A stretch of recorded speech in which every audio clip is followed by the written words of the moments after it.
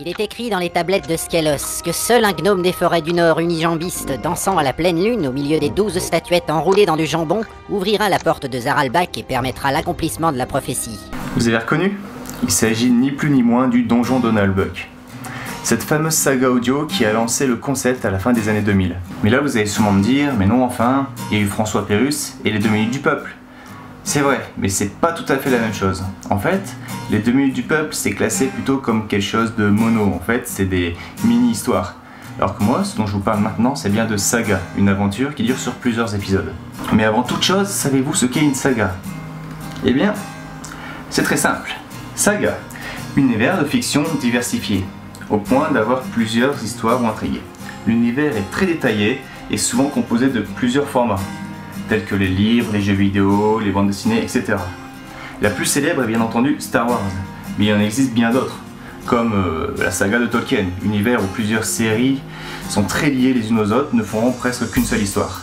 À l'origine, le mot saga vient de sagen, en allemand, ce qui signifie dire, raconter.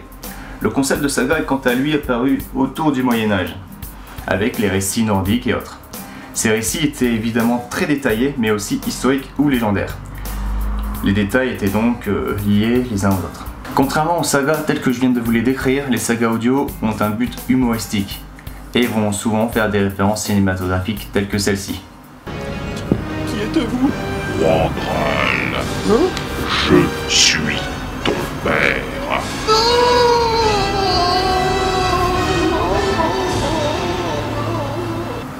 L'avantage des sagas audio est qu'elles sont proposées gratuitement, en téléchargement direct ou en écoute libre.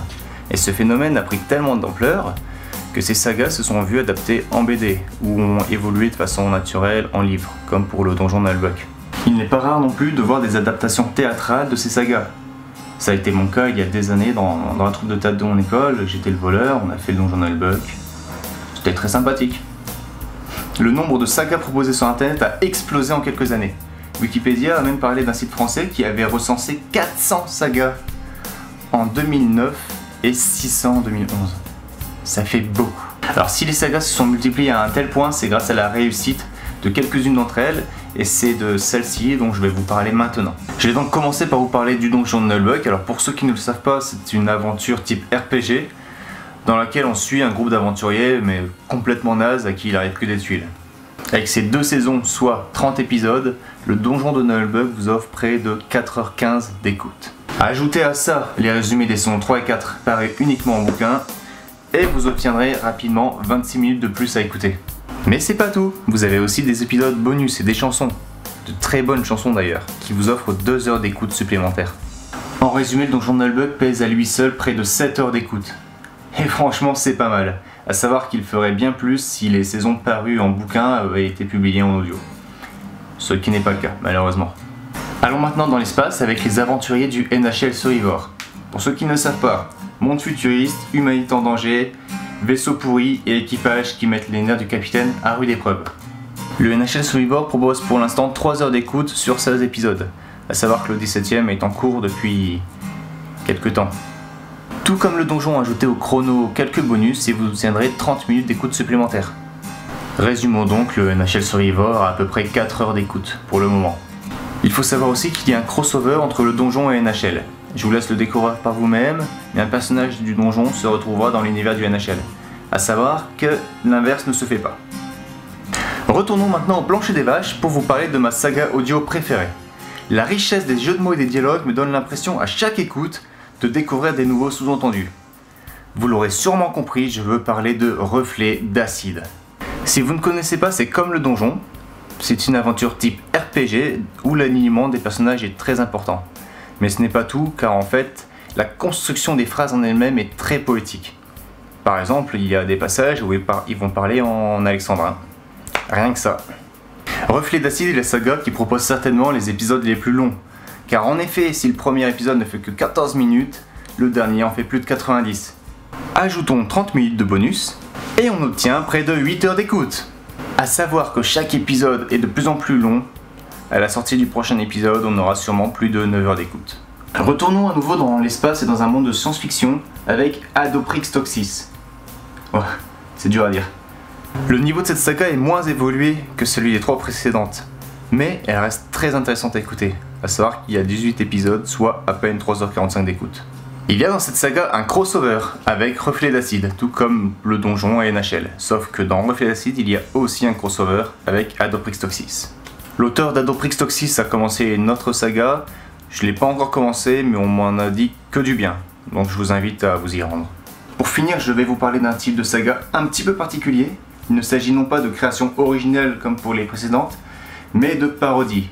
Et quand on parle de parodie, il est très dur de ne pas parler de Banal Fantasy. Alors Banal Fantasy, est-ce que j'ai vraiment besoin de vous expliquer ce que c'est? C'est une parodie de Final Fantasy, plus précisément Final Fantasy VII. Alors c'est quoi? C'est 46 épisodes, 5 heures d'écoute, un humour au ras des pâquerettes, mais parfois c'est à se pisser dessus. L'auteur de Banal Fantasy, Durandal, vous proposera d'ailleurs de nombreuses parodies sur son site. Je vous conseille d'y faire un tour. Et voilà, j'en ai terminé avec les sagas audio. Donc personnellement, je trouve que écouter une saga audio, c'est aussi intéressant que de lire un film ou de regarder un livre. Vous faites ça comme vous voulez, hein, n'importe quel sens. Alors, pour terminer avec quelques petits chiffres encore. Dites-vous que si je n'avais écouté qu'une seule fois chacune des séries dont je vous ai parlé, j'en aurais eu pour 29 heures d'écoute. Maintenant, dites-vous que je les ai écoutées plus de 10 fois chacune. Et c'est bon. Tiens d'ailleurs, je sais pas vous, mais moi... Parfois, ça me manque cette époque où j'allais me coucher avec mes parents me lisaient un livre. Mais avec les sagas audio maintenant, c'est pas exactement la même chose. Mais sérieusement, hein, jamais je me suis endormi aussi rapidement et aussi bien qu'en écoutant une saga audio. Je vais un petit peu vous aider à visualiser la chose. Papa, j'ai pas sommeil, tu peux me lire une histoire? Ça suffit, hein, dors et ferme ta gueule. Et au lieu de ça, on pourrait très bien faire... Papa, j'ai pas sommeil, tu peux me lire une histoire? Ah mais bien sûr mon enfant, écoute. Et voici Bonne un nuit. nouvel épisode des Aventuriers du Survivor. Pour conclure, j'espère que si vous ne connaissiez pas les sagas audio, vous aurez envie d'en écouter désormais. Sinon, pour les youtubeurs qui me suivent un peu, si vous avez fait des sagas audio, je vous invite à les partager dans mes commentaires. Hein. Pour une fois qu'un youtubeur vous propose de le faire, vous retenez pas. Voilà, cet exposé est terminé, merci de m'avoir suivi et à la prochaine.